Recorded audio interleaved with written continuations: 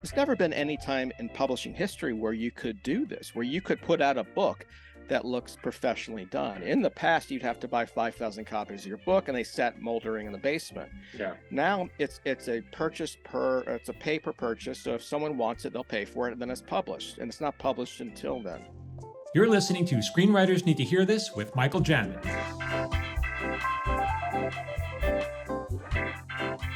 Hey everyone, it's Michael Jamin. Welcome back to another Screenwriters Need to Hear This. We got a surprise twist for you today. I've done over 90 episodes, and today we're taking a turn into the world of high literature and publishing, something I know very little about, and I'm very pleased to welcome my next guest, Mr. Mike Sachs, and he comes from the Mike. Welcome. Let me give you a proper introduction. I'm not done with you yet. Before I let you say something, so Mike is, aside from being an editor at Vanity Fair, he's written a number of books. I don't know, 11 or 12, something, a lot of books. He's gotten his work in Vanity Fair, Esquire, GQ, The New Yorker, Time, New York Times, Washington Post, McSweeney's, Radar, Funny or Die. He was Die. Mad, New York Observer, Premier, Believer, Vice, Max. It goes on and on. So this guy's from the world of literature. So thank you so much, Mike, for being on the show. I want to learn all about your experiences. Well, I'm from the world of literature, meaning I have no money and plenty of time. So this is nothing else to do. But why? Okay, but why was it that I want to talk about your books and all that? But okay, so what attracted you to the world of literature, though?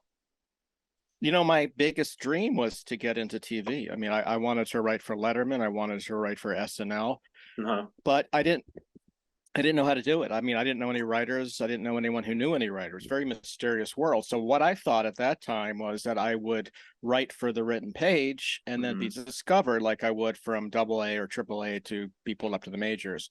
Doesn't work like that. I didn't know it at the time. Yeah. But over having done that for so many years, I just came to actually prefer that, I guess, to any other medium. I've done a little bit of TV and a little radio, and I do a podcast. In the end, it's, what I came to love. I love the control. I love the fact that there's no one over my shoulder telling me what to do, how to do it. And, I think if I were at 20, 21 to have gotten a job on Letterman or SNL, I would have been in heaven. I think now it sounds like hell, and I don't think I would last a week. But tell me, when you say no, you get to do what you want, because is that entirely accurate when you're getting when you're working with a publisher or even a magazine? Not always, especially when it comes to humor, which is one of the reasons I stopped writing humor for magazines. I mean, what I found is that most editors view themselves as humor writers in disguise, and if they didn't have to have a job, they would be famous humor writers. So a lot of them consider themselves humor geniuses, very high humor IQ. So I would get a lot of rewrites based on that, and also based off of I was writing a lot of stories and pieces based off of current news, so that goes bad very quickly. Yeah. So I prefer now, what I've been doing now is self-publishing and putting out evergreen pieces, meaning it's not tethered to any sort of current news.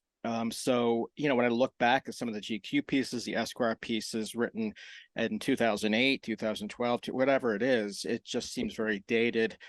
The humor that I love is always tethered to character. And it is not dated. I mean, even going back to Aristophanes, or even I guess last century Charlie Chaplin, Woody Allen, Albert Brooks, Steve Martin. It's all character based, and that to me is what interests me now. And I wanted to bring that to the written page rather than have something that is, say, Trump's tweets from the Middle Ages or some shit that is not going to last. But you've been on both sides of this, because you are an editor at Vanity Fair. So you obviously, you're rewriting, you're telling people, what's going to play in this magazine, right? So but you're also saying, and then humor magazines, that you're also getting them on the other side. I mean, right? Right. And I think I have that advantage of knowing how to deal with editors, knowing what not to say, not to drive them crazy. And if they do have a suggestion, to usually, it's not worth fighting over. But my job in Vanity Fair is not to edit humor. It's to edit hard news, preferably hard news rather than puff pieces. And how did you get that at Vanity Fair? Well, go ahead. I'm sorry. Go ahead. Yeah, I have another question. Yeah. Yeah, I was, it was one of those things that you just kind of stumble into. And I was down in New Orleans. I was living in New Orleans, working retail. Then I moved back to Maryland, working retail, and got my first editing job in DC, which is a very DC type of job. I was editing a newsletter for an association that provided shareholder information to large institutional investors. So DC has a million associations, a million groups. They all need editors for their newsletter. So I got this first job. From there, I got a job working nights and weekends as an editor at the Knight Ridder Wire Corp, which used to put out articles sent around the world. And then from there, the Washington Post, and then from there, Vanity Fair. So it was just sort of like stumbling into one job after another, where at the time, what I really wanted to do was go to California, go to New York, and write humor. It just never really seemed to work out that way. I just kept getting these jobs. And on the side, what I would do on my own time, I would write for Mad and National Lampoon, and then later New Yorker. So it was just one of those things. Now, if I had to do it over again, I probably would have gone straight out to California or straight to New York rather than live in New Orleans and Maryland for a while. But you do what you do. And I didn't have the balls to do it. I didn't know anyone. I didn't have anyone to tell me, hey, you can do this. To me, it seemed very mysterious. Like, hey, how do you go to the moon? I have no fucking idea how Yeah, to but go it to was the moon. it was mysterious, but you still figured it out on this other, like, that's the thing. You didn't know how to do it, but you did know how to do it for this other thing over here. Well, that's the thing. I mean, that's the irony, is that you stumble into what you end up want to be doing. And I didn't, if I had known graduating that it would have been the circuitous route, I probably would have said, screw it. I don't want to spend 7 years doing nothing, working retail, and then trying to get into magazines. But it just ended up working to my benefit, where I think writing for the written page is really the best fit for me, more so than writing for TV or the movies. Not to say that I wouldn't love to have a script produced and this and that, but I think I've worked alone for so many years, I wouldn't have the patience to work with producers and that time frame. I like to work out and keep moving down the road. I don't like to stumble and sort of stagnate with the same piece. I've met writers who 3 years later we'll meet again, working on just trying to pitch the same project. Yeah. We didn't go into writing for that. I got into writing because I loved it, and I love to write what I wanted to write. And I see too many writers out there, even in the comedy business, who are miserable. And I always do try to remember, this is why I got into comedy and into writing, is because I used to have fun with my friends, and I used to go home and write and enjoy myself. And if I ever lose that, it's not something that I would want to necessarily live with. So what I do have now is a 2-track system where I do make a living as an editor. And then on the side, I am able to write what I want, how I want to write it. And I don't have to put out material that is not something that is something that I want to put out. Everything I put out is what I want to put out. But how many hours do you devote to your side writing projects Today, well, on an average day? How much how much do you do on the side? I'd say at least 6 hours a day. I mean, I get up early. You And 6 hours a day on your non-paying, like, in other words, your non-Vanity Fair job, your non, yes, and yeah, that's always been the case. I mean, there's no other it's a lot. way to put out material, whether it's articles or books, than to just simply do it. And it did take me giving up a lot of TV watching and a lot of drinking, which I had been doing, and just to sit down and make this my OCD compulsion, where I have to do this every day. And if I don't do it every day, I'm miserable. I'm just an And you've absolute been mess. both traditionally published and indie published, as you're talking about, and why don't you talk a little bit about the differences and why one appeals more to you than the other? Well, it's a great question. Now, I think there's different elements to self-publishing versus traditional publishing. If you have the opportunity to be in McSweeney's or the New Yorker, certainly take it.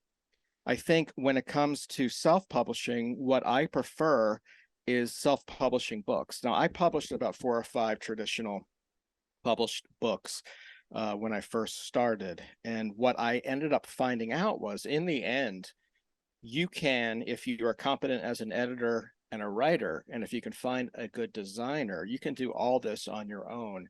And there's a lot of advantages to that. The main advantage is, in humor, most producers, most agents, most publishers do not have our humor sensibility. Mhm. I'd say their humor sensibility lies more in the hit radio market than maybe the alternative market, which I think most writers are into. So first of all, it's going to be very, very difficult to sell the idea that you want to an agent. And that's the first step, which can take years. I know a lot of people who reach out to agents with their humor ideas, and before they know it, it becomes something else entirely, whether it's now geared towards children, or whether it's a rom-com, or whether it's this or that, a YA novel. And then they're stuck with something that after a year doesn't sell anyway. Right. So they wasted a year on a project that they're not happy with. I don't think you need an agent now for books. In fact, when I say books, I mean comedy books. This is very specific. If you want to put out a comedy book that's like or similar to the Woody Allen books you grew up reading, to the National Lampoon books you grew up reading, to Mark Lehner, to anyone, Simon Rich, that you grew up reading, that is not going to happen anymore. One, and two, it's not necessary for it to happen. Any advantage that you have in the mainstream market can be reproduced on your own end much better. Well, let's talk about that, because you can't get into, or it would be a lot harder to get your book into like Barnes and Nobles, right? Well, here's the thing too. Everyone dreams about having their book in Barnes and Noble or an airport bookstore. Right. It doesn't fucking make a difference anymore. So you have one copy of your book in the humor section, which is next to the restrooms. I mean, how many people are going to be stumbling by it anyway? It's not going to be on the front table. Right. Okay. It's just not going to be. So when it comes to getting a book even chosen by an agent, skip the 2-3 year long process and put it out yourself, because an agent typically doesn't even read the book. And if they do read the book, they don't typically understand the book. What they're going to get is not much money anyway. Comedy doesn't bring in much money. So they get you a $3,000, $4,000 advance. Right. That's something you can reap on your own without getting that advance, by putting it out yourself and having 100%, or not 100%, maybe 60% of the profit coming back to you. So what I have done, and what I recommend people to do at this point, there's never been any time in publishing history where you could do this, where you could put out a book that looks professionally done. In the past, you'd have to buy 5,000 copies of your book, and they sat moldering in the basement. Yeah. Now it's a it's a pay per purchase. So if someone wants it, they'll pay for it, and then it's published. And it's not published until then.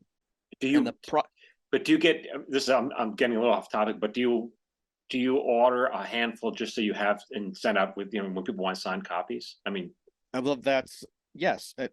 It's the very specific process that I have, which is that you, as well as writing it, putting it out yourself, designing it yourself, you have to market it yourself. Yeah.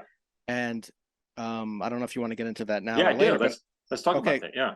Okay, so I have a very specific process, and I've been on the other end of this because I've been as a receiver of these books at Vanity Fair, and we would get hundreds of books per week from publishers. And what publishers would do was they would send out willy-nilly all these advanced review copies, ARCs, which would end up just being in the free pile at work, 99% of which is never even looked at. 99% of which isn't even right for the magazine. Right. So they would send out these books to me at Vanity Fair, and it would be totally inappropriate for the magazine. We don't do poetry, we don't do humor, we don't do sci-fi. So why are you sending me the books? Now, the disadvantage of that to the writers, they end up in the free pile in a magazine like ours, and then typically the editorial assistants will then sell these books to the Strand or online. So you have these advanced review copies where no money is going to the author, and they're getting these review copies before anyone else. So what I've tried to do with my own marketing is I'll order, say, 50 books, and I'll pay for those myself. It's cheaper when you're ordering your own book. It's cheaper than it would be if you're paying for it otherwise. And then I send it out to a very specific group. It's more like surgical precision rather than going wide. And that group consists of comedians and actors and people who, with one mention on their Instagram, can do more than 100 advertisements can in the back of any magazine. Yeah. Beyond that, to get even more specific, what I'll do is I'll write the person's name, the receiver's name on the edge, the binding of the book, so they can't, or their assistant can't then sell it. I'd rather than just throw it out than it ending up being. Why can't they though? If their name, why couldn't they? Because well, they could. they could cross it out, they could black it out, Or they but could if they're, put, or they could sell it with their name on it. What different? Like, of does it course, matter? but who's going to want to do that? No one's really going to want to do that. Uh-huh. I'd hope.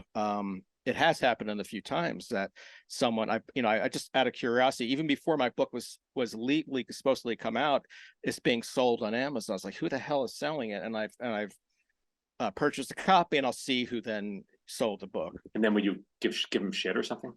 No, I wouldn't. No. I mean, it's just a lousy thing to do, but I'm not going to get into it with them. But by doing that, it lessens the risk. So you do that, you make a pinpoint marketing plan rather than spreading it out wide, which is another thing that traditional marketing staffs don't do. Typically, the marketing staff don't even read the book. They don't understand the book. They're mostly consisting of 20, 30 somethings who don't have our sensibility and who are just sending out mass produce press releases or versions of the book that in the end don't help you and could even harm you.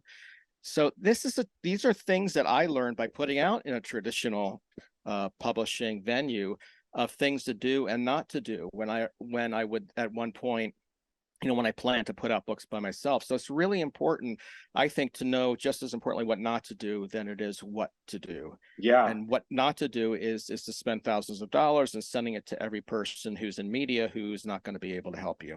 Right. You're very targeted. It's so interesting because there's so much, I'm new to the publishing world, but there's just so much overlap in terms of how Hollywood works and how the publishing world works. It's, because my mind was, the publishing was a little more rarefied. And maybe there was right. No, it's not. It's not. It's still about selling.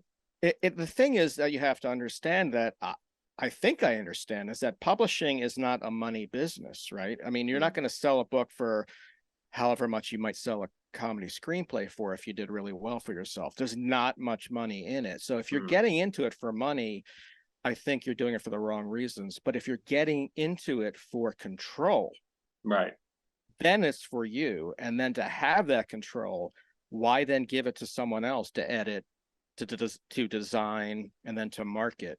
right. It's then out of your hands for no reason, because you've seen comedy books designed, and they over design comedy more so than they under design it. I'd rather have an under designed look than I wish wacky... you could mention some without well, I'll mention my own. I'll mention my own that were over designed. Yeah, over design, and these were the first books that I put out. My interview books, and Here's the Kicker, Poking a Dead Frog, and then also my collection. I'm going to pull it up here of short humor. I had to pay for those to be redesigned because I wasn't happy with the original design that you designed. Well, no, their design I wasn't happy with. Oh, I see. I'll tell you the typical look. It would be a chattering teeth on a bench with a microphone placed at it. It would be like a banana peel next to it. It's just something shit. That says comedy, right? Comedy, right? Right, because marketing swears by the fact that this will sell more copies. It has to do this. It's all a bunch of bullshit anyway. But here's the thing. Does it though? I mean, they must have the numbers. They must not just say it. Like I'm completely with you because I'm going through all this now. But are they right? No, they could be. But you want your book to have a chattering teeth being interviewed? Right. Sitting on a bench. I mean, I don't.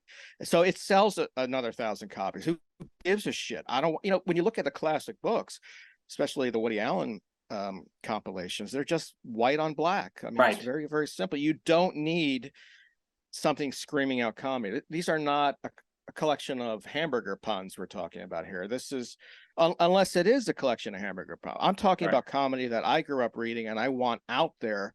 You're not going to get a cover that you're probably going to be happy with if you go traditional publishing. Right. It's so interesting because I'm going through, as you know, I'm going through all of this now, and everything you're saying is truly resonating with me. That's why we talked a couple weeks ago, and it was so helpful. I want to talk about some of your work because you're very kind. You sent me some ARCs and other. Well, you sent me a bunch of stuff. Let me put it up on the camera here. We're going to talk about this. This is your Poking a Dead Frog. This is a book about, we interview some really great comedy writers. Woodmont College, which is a fun read. I want to talk about that as well. But first, this is the book that I first dug into. And I have to say, Mike, I think you are an artist. I really do. Because I do, but I mean that. And he's blushing. You can't see on your podcast, but the book, to me, it has a very like almost indie underground vibe. It to me, and tell me if I'm wrong, if this is not what you meant when you when you wrote it. To me, it was like the premise is very interesting. It's almost like a Russian nesting doll.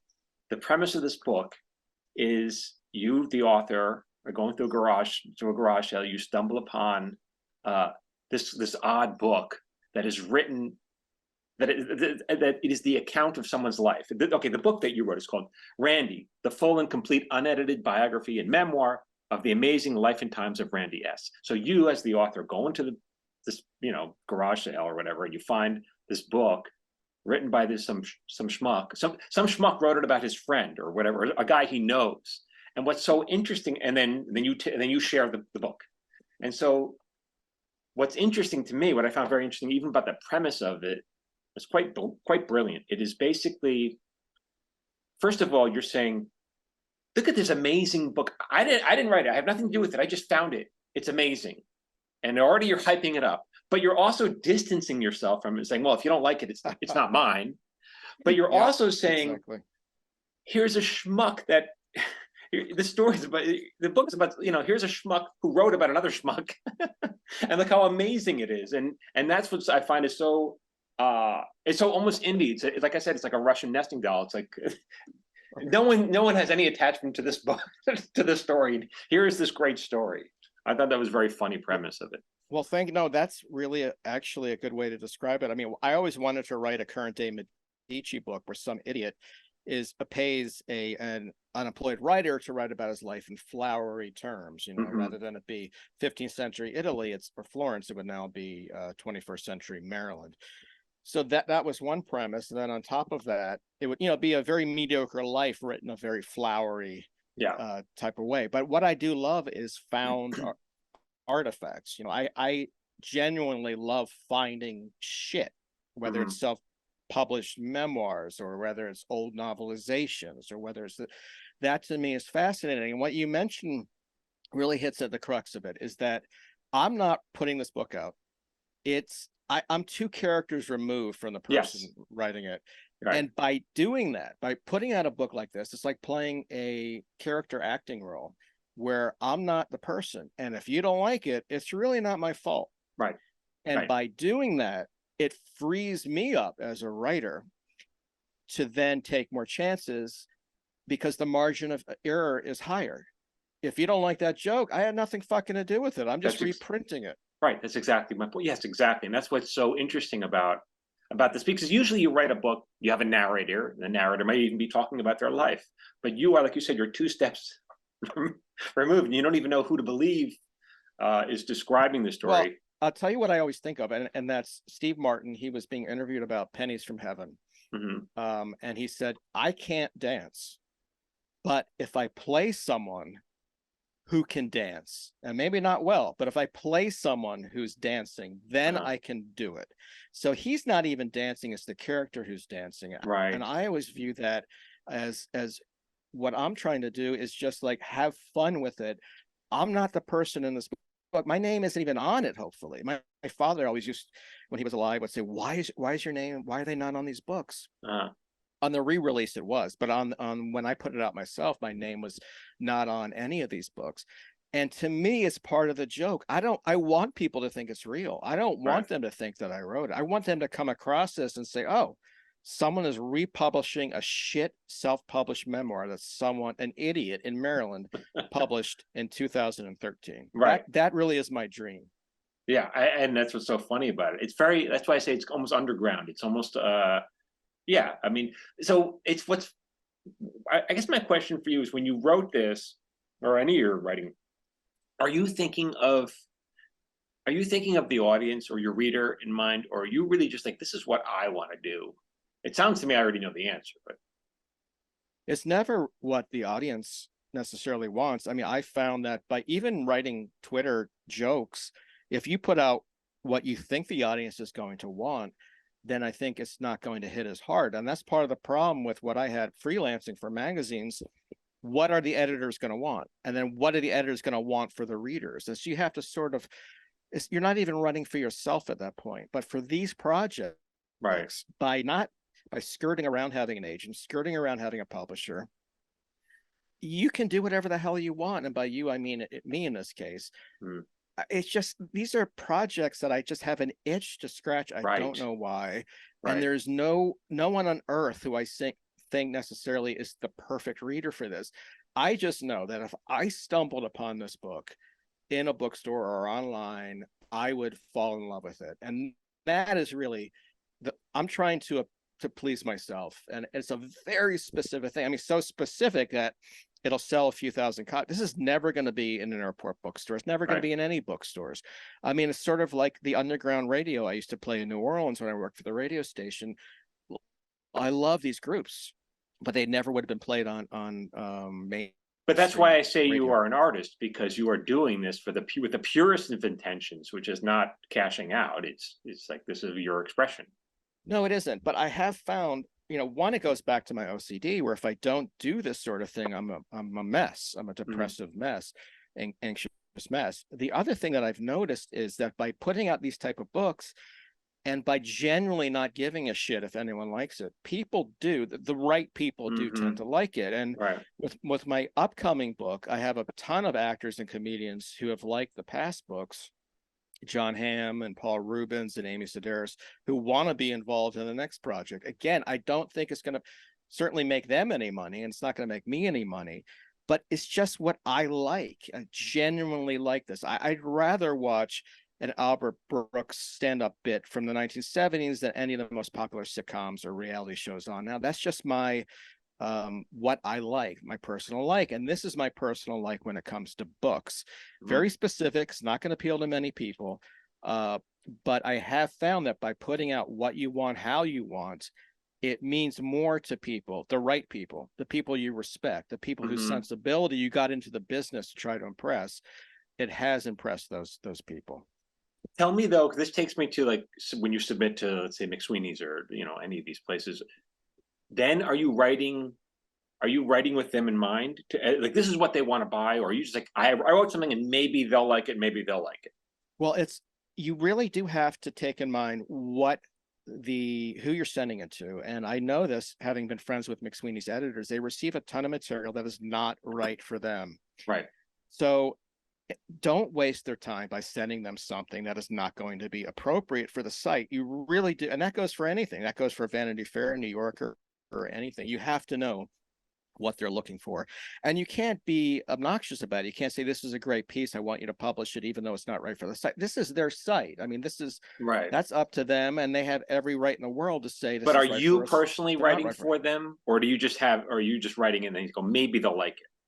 Well, if I have an idea, I'll go through my mind, would this be better for McSweeney's or New Yorker? And then you write. You do have to play to the interests of the editors. You do have to play to what they're looking for style-wise. If you're writing, none of these pieces would be submitted to the Shouts and Murmurs at New York. I just know that it wouldn't be accepted, and they'd have every right not to accept it. But if there is an idea that does coincide with style and format to a specific magazine, I'll start thinking in terms of that, and I'll start writing in terms of that. You do have to make it easy for the editors. They're not going to want to take the time to rewrite what you're sending them. They want something coming in appropriate for the site or magazine, and as clean as can be. And if you're difficult in any way, even if you're a genius, they're not going to want to work with you again. And then and they do give you notes. They give you feedback, and you got to take that, right? Because that's what they want. Well, what I found is typically the notes just consist of editing out, which is fine, rather than putting in, which was my problem with magazine writing, was they would put in their own jokes. I'd rather just I'd rather overwrite and have them take out. Now, aside from being a really an honor, let's say, to be in the New Yorker, how does it help you as your career? I don't know if it does. I mean, embarrassingly enough, I never read the New Yorker until I was 25. Maybe I didn't know from it. Right. And then once I did, I fell in love with it. I mean, I remember the first piece that I read in a public library in Maryland. I just was blown away. I don't it certainly doesn't hurt, but I don't think that, especially now with the daily shouts and murmurs, um, I don't think that will get you an agent automatically. I Hmm. do think good things can come from it. Agents may reach out, and if you have enough pieces, you could put out a book. But I don't know if it's a magic key to any kingdom like it perhaps used to be. Right. Oh, you think it's because you think it's, why do you think it's changed then? I just think there's more opportunity out there for writers. They can put Hmm. out, there's a million places. You can put up your own website and potentially be as read as by as many people as readers as the New Yorker has. I mean, this Right. is all new. This, when I was first starting out, this was around the beginning of the internet, very few options. So there was Crack Magazine, there was Hmm. Playboy, there was New Yorker, Mad Magazine, maybe the end of National Lampoon. So five or six choices. Now there are thousands of choices, and if it's good, it doesn't really matter necessarily where it is, as long as it sort of stands out from everybody else. See, the thing is, the game has changed so much, even in the last, let's say, even 10 years, about how to make it as a writer. But I think, or screenwriter, and I think so many people are still hung up on playing the game the way it used to be played for some reason. I can't figure out why. I think so too, and that is something I try to tell young writers is that you don't necessarily have to play. If the game is working for you and you're getting in the New Yorker and you're getting an agent, Hmm. fantastic. I mean, that's the way to do it. If you're not, you have to come in the back door, Hmm. and that there even is a back door, I think, is a tremendous Right. opportunity, because I mean, TV writing, how many voices would we not have heard writing for TV 30 years ago? I mean, a lot. Yeah. The avenues are much bigger now to hear, which is better for comedy. A lot more voices, different styles of voices. Hmm. There are fewer gatekeepers than there used to be. Now, Um, and you never did. to Go ahead. I'm sorry. no, and to spend years of your life trying to do it the way that someone in the 1980s did, Right. I don't think is conducive to any sort of success.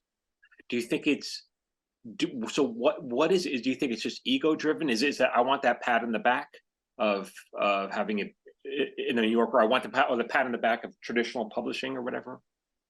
Maybe. I mean, it's. I think it goes for anything, but I think it's sort of basing your wants on a philosophy that doesn't have to exist anymore. It's like a restaurant trying to appeal to Zagat's. I mean, do they have to do that anymore? Do Right. you have to appeal to only the New Yorker editor? Can you not put out what you want, how you want on your own? And that's another thing. You don't have to write for New Yorker if you want to get into comedy. You can put out videos, you can put out stand-up, you Hmm. can put out a one-person show, you can put out a fake document. I mean, there's a million things you have to do. So to tailor your creativity into a mold that you don't want to fit in, I don't think is worth spending your time, because there is no end of the rainbow necessarily. Even if you do get into New Yorker, I don't think your life is going to change to the Hmm. point where it might have been worth it spending 4 or 5 years trying to do so, while not using that time to put out your own thing Right. however you want it. Hey, it's Michael Jamin. If you like my videos and you want me to email them to you for free, join my watch list. Every Friday, I send out my top 3 videos. These are for writers, actors, creative types. You can unsubscribe whenever you want. I'm not going to spam you, and it's absolutely free. Just go to michaeljamin.com/watchlist.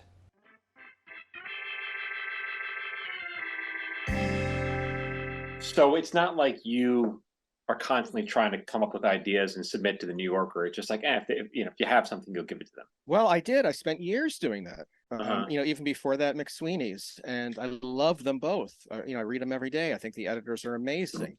I just don't, the ideas that I wanted to put across, whether it was a fake novelization, whether it was a found fake memoir, whether it was a parody of a college catalog, Right. whatever it was, didn't fit into that realm anymore.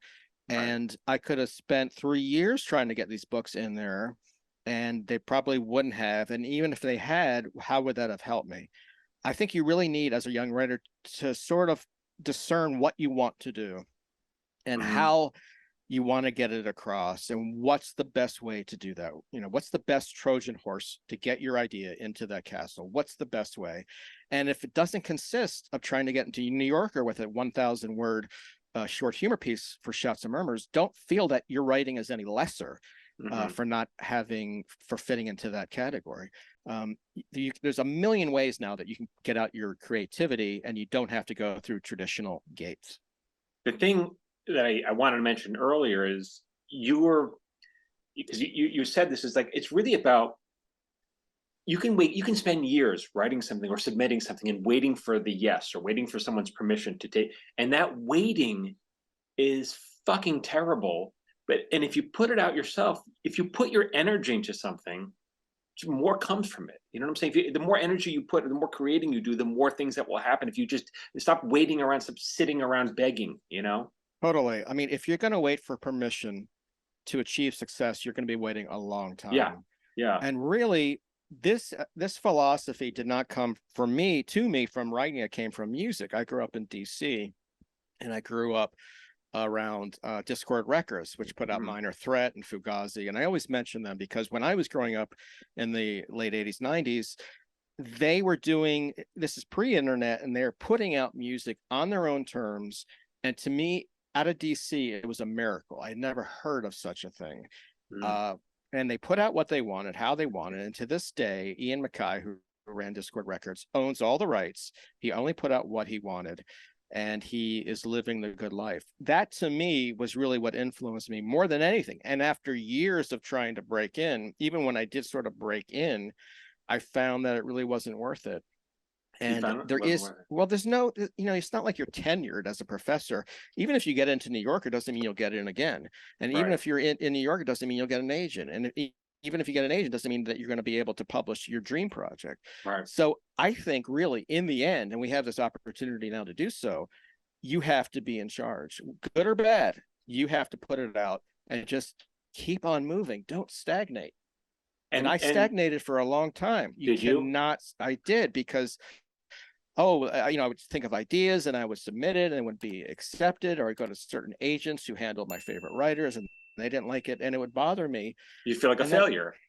You feel like a failure, but even worse, you waste time. And what you find is, as you get older, is time really is the most important, precious thing, because there is limited time once you learn your craft to be able to put it out. And if someone is gumming up the system by saying, for whatever reason, I don't want to take on this project, I don't think it's worthy, well, who gives a shit? You don't need them anymore. You don't fucking need them anymore.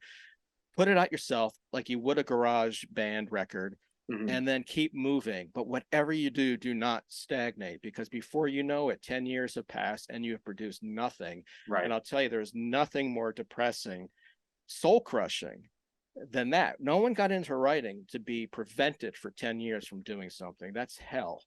And that, out of everything, is what you need to avoid, is you need to keep moving down the path. But the little X factor I think people forget about is the marketing aspect. People think, well, how do I can write it, but how do I get people to see it? How to, read it or whatever? I'll tell you, it's not as hard as you might think. The fact that word gets out there, especially in small communities. And communities. Small communities. So this small community I'm talking about is comedy. People who read written word comedy, people who love written word comedy. We're not talking about hundreds of thousands of people here. We're talking about a somewhat small community. And so where do you find this community? You find them online. You find them on podcasts. You find them on Instagram. You find, say, Patton Oswalt, who loves reading comedy. Maybe he'll like this book. You send it to him. If it's a smaller project and you send it to someone who is famous, I don't think they're going to be upset about it. If you said, this is part of the marketing. Hey, Patton, I'm a big fan of your work. I put this out myself. If you liked it, and only if you liked it, would you mind mentioning something online? And most people who are in comedy remember what it was like to start off, know what it's like to get a praise from someone who has followers and whose work means a lot to others. That's really how you spread the word. If you're trying to if I took any of these books and sent them to a New York Times reviewer, they wouldn't know what the fuck was going on. And Right. quite frankly, I don't know if the review readers would know what the fuck was going on. So you also do have to know your audience. It's like the alternative music I listened to in the late 80s, early 90s when I was at Tulane in New Orleans, working for the radio station. You appeal to those who like this music and it's new. So it's not going to appeal to everyone. And then hopefully a few years later, it will appeal to everyone. It does take some time. So, but until that point, you have to send your records to the college DJs. You have to send your records to people working in record stores. You have to, pinpoint out who you're sending to, the people who are going to spread the word, the people who are coming up now and who like comedy and who are going to be able to talk about it with their friends. And why not, though? I'm asking you personally, why not? And I think I know the answer. Why not write something more mainstream that you think will sell or whatever people will love? I just don't have any interest in that. I mean, it's like, why do I not listen to Taylor Swift? I respect her. I think she's amazing, I guess, in theory, but I would rather listen to, Right. Portland the Man or whatever the music is. And I don't think that I appeal. You just sort of reach a point in your career where you have to say to yourself, I don't appeal to the mass amount of people. I mean, Mhm. I show these books to my relatives. They don't know what the hell's going on, which is fine. It's not for them. It's not for So, everyone. Yeah. I mean, I think really you have to put your head down and not even worry about that. But if it does come to you sell the maximum amount that the public is interested in, well, that's just the way it is. I mean, no one writes to, I don't think, to be popular, and you can sort of tell. I think like a Paul McCartney and Elton John were just lucky enough to put out the records they wanted, and it appeals to everyone. But most Right. people aren't that lucky, and I am one of those. I don't think that even if I wrote something to the top of my ability that I was completely happy with, it would ever appeal to more than maybe 5% of the readers. Well, that's a good segue to this other book that you wrote, Poking a Dead Frog, and this is available, I'm sure, everywhere, right? And these are conversations that you conducted with top comedy writers, and I think for this is particularly the place for, because I have a big audience who are into this. They should go check it out. There's a lot of really interesting conversations. You know, well, some were actors, Bill Hader, but you also have, I'm just going through the list here. Yeah, James Downey, a lot of Saturday Night Live writers, James L. Brooks. You had a huge, I mean, you got a lot of people. Even my buddy Mark Maron. You had a lot of people, a lot of really great people, that you found. How did this come about? Well, that was through selfish reasons. That's the second book that I put out of interviews. The first book came out about 5 years earlier. That's called And Here's the Kicker. And this is another case of wanting to do something and being prevented from doing so. That first book, And Here's the Kicker, where I interviewed comedy writers, was rejected 20 times Really? by publishers. The only reason why it was finally accepted was that I was friendly with an editor who used to work at McSweeney's named John Warner, who was working for a smaller publisher in the Midwest called Writer's Digest. It was only because of that book came out. That book came out when there was no podcast. Very little was out there about writing about comedy. I put it out only for the express selfish purpose of being able to talk to the people whose work meant a lot to me. I Mhm. wanted to talk to them and pick their brains about how they got to where they got, what worked for them and what didn't work for them. Another thing was a lot of them were dying off. This was the first generation of comedy writers. Quite a few people I interviewed for that book were in their 70s and 80s and 90s, and they passed away shortly after that book How came did you out. get So, contact with them? well, what I found, funny enough, was the easiest people to contact were the older writers who Mhm. were all on AOL at that time. Mhm. They would get right back to you. They would, not their assistant. Usually the font would be like 46 point. It'd be huge Yeah. font. But they always got back to me, whether they wanted to do it or not. The ones who didn't get back to me were the younger writers who either had their assistants say no or just never. And to this day, I haven't received an answer from a lot of young writers. But the older writers always got back to me and usually said yes. In one case, I wanted to interview a comedy writer who worked in the early days of radio comedy writing. So at that point in 2007, 2008, there weren't many around.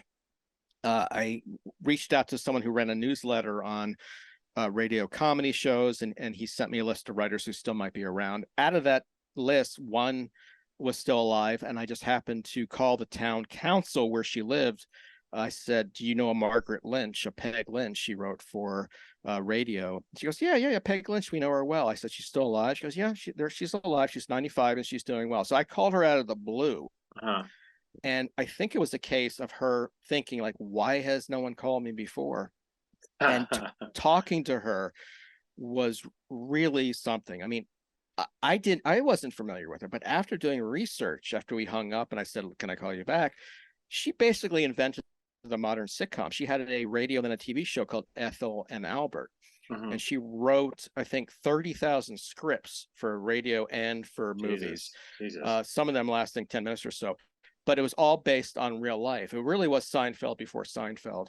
And the stories that she came up with, for instance, one was she grew up in Minneapolis outside the Mayo Clinic. Her mom was a nurse there. At 14 years old, Peg Lynch took it upon herself to interview celebrities passing through the Mayo Clinic for her little radio show that she had in town. The first person she asked to interview was Lou Gehrig when he was at the Mayo Clinic being diagnosed with ALS. And Lou Gehrig said yes to that, which I just found incredible.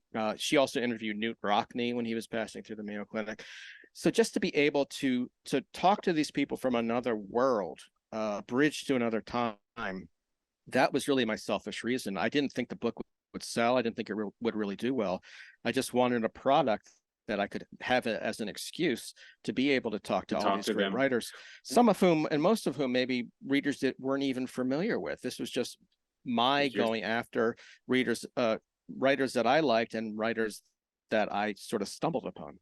But poking a dead frog, and again, comedy students should pick this up because it is helpful to hear you talk about people's processes, how they broke in, not just how they broke in, but also what writing, how they approach the material. And it's just very interesting.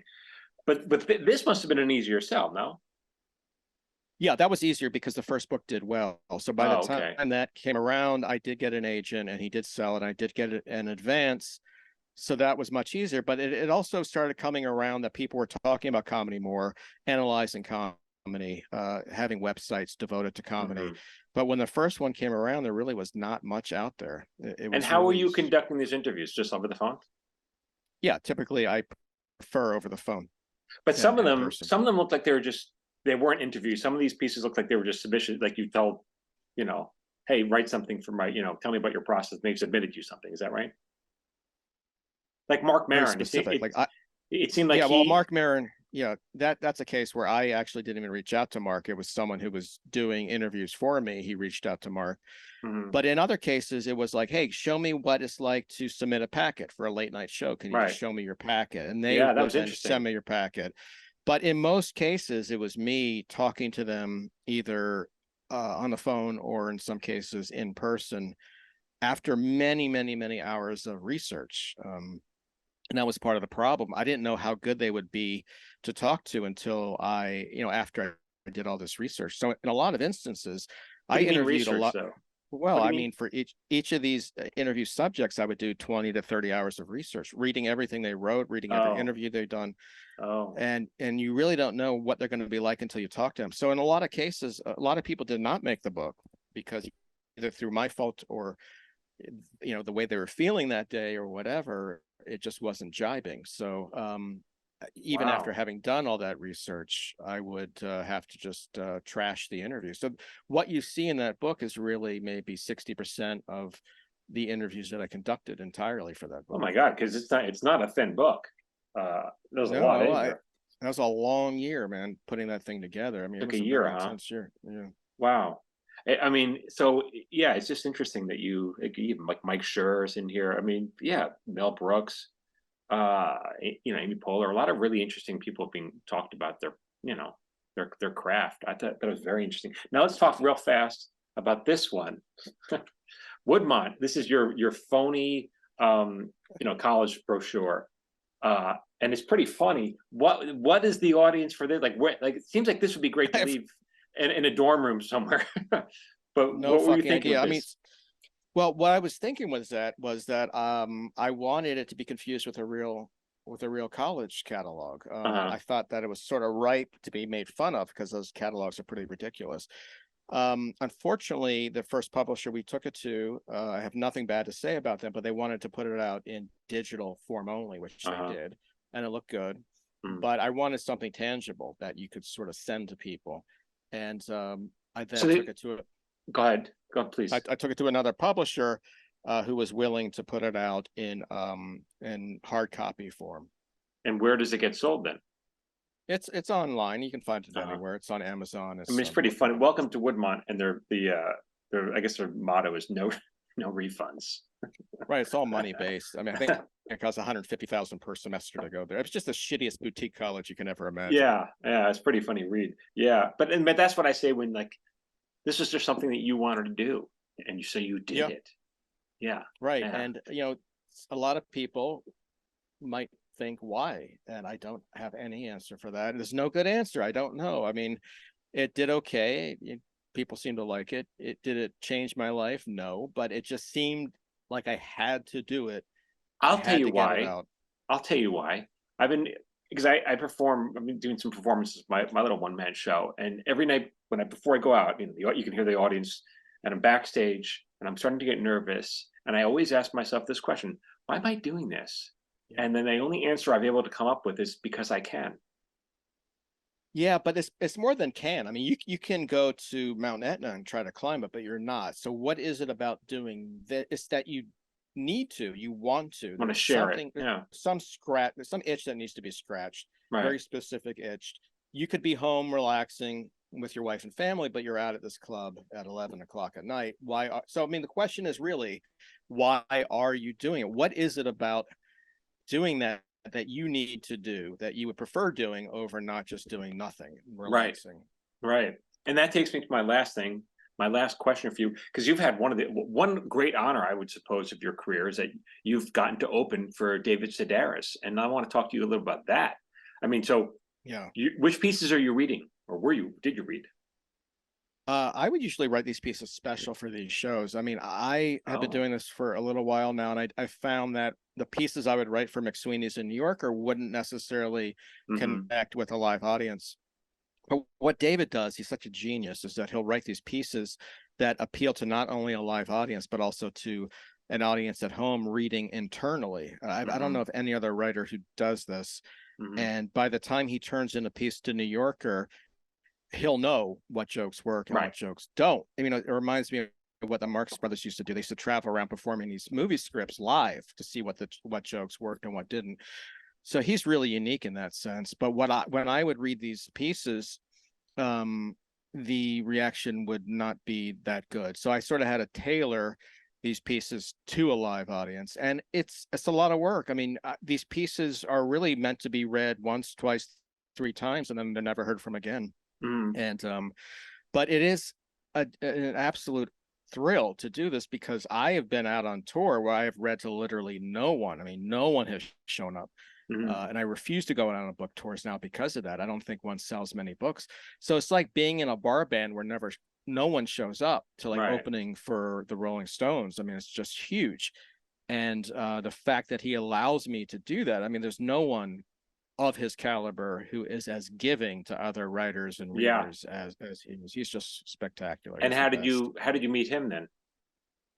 Well, I met him interviewing him for the book, my Oh, book, and we just became friends. I think we talked for 4 or 5 hours the wow. first time, and we just connected.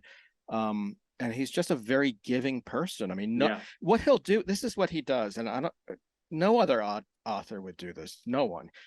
When I read for him, he'll sometimes say, "Listen, if you want my autograph, you want me to sign your book," and these lines are hours long.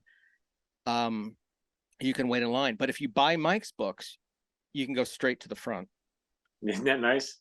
Isn't that amazing? I mean, Yeah. who else would do that? So people just out of wanting to getting through the line more quickly, they'll buy my books and they'll sell Yeah. out, Right. and they'll talk to me for a second and then talk to David. But no one else is as giving. No other writer of his How many caliber would books do did that. you bring that they sold out? Like I would be like, shit, why didn't I bring more? Oh, I don't know. I mean, bookstores provide them. I'm guessing Oh, 50 maybe. okay. And the 50 of each book. So Oh, okay. That's a there's a lot. few books. There's a few books there. Yep. Yeah. Are you going out with him again soon? Yeah, and in fact, he just asked if I wanted to do some shows up in Maine, and I'm going to be. My wife is from Maine, but we're not going to be there up there then. But he did very kindly ask me to be open for him in Baltimore, which is what I've done in the past. I am from Maryland, south of Baltimore, near the Virginia Oh, line. that'd be I great. love Baltimore, and yeah, last time I invited John Waters, Wow. someone whose work I absolutely love and have been in touch with, and he showed up to the reading and got to see me read. I actually read something from the Woodmont College catalog and threw in a John Waters reference just to appease him. Oh, that's funny. Wow. This is Mike. I want to thank you so much. This has been a very illuminating talk for me to just hear your side of the world. Tell me, let me plug your books again, and tell me how people can follow you and find you and your podcast. Tell me, plug away. Yeah, I am on everything: Instagram, Twitter, Blue Sky, the new piss stream or whatever it is for Instagram. I Threads. forget what. It's Threads, Threads. I yes. couldn't even get on Blue Sky. I don't know. Good for you.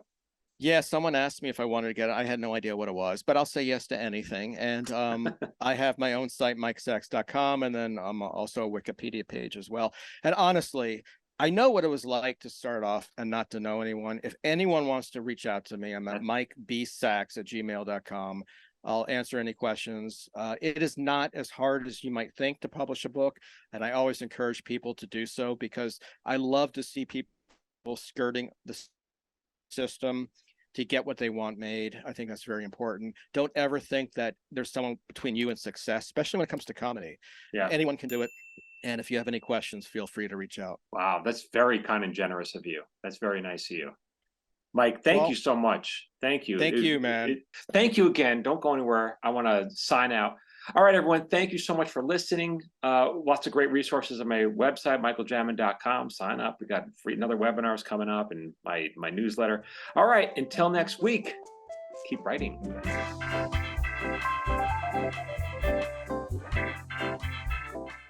This has been an episode of Screenwriters Need to Hear This with Michael Jamin and Phil Hudson. If you're interested in learning more about writing, make sure you register for Michael's monthly webinar at michaeljamin.com/webinar. If you found this podcast helpful, consider sharing it with a friend and leaving us a 5-star review on iTunes. For free screenwriting tips, follow Michael Jamin on social media at Michael Jamin Writer. You can follow Phil Hudson on social media at Phil A. Hudson. This podcast was produced by Phil Hudson. It was edited by Dallas Crane. Music by Ken Joseph. Until next time, keep writing.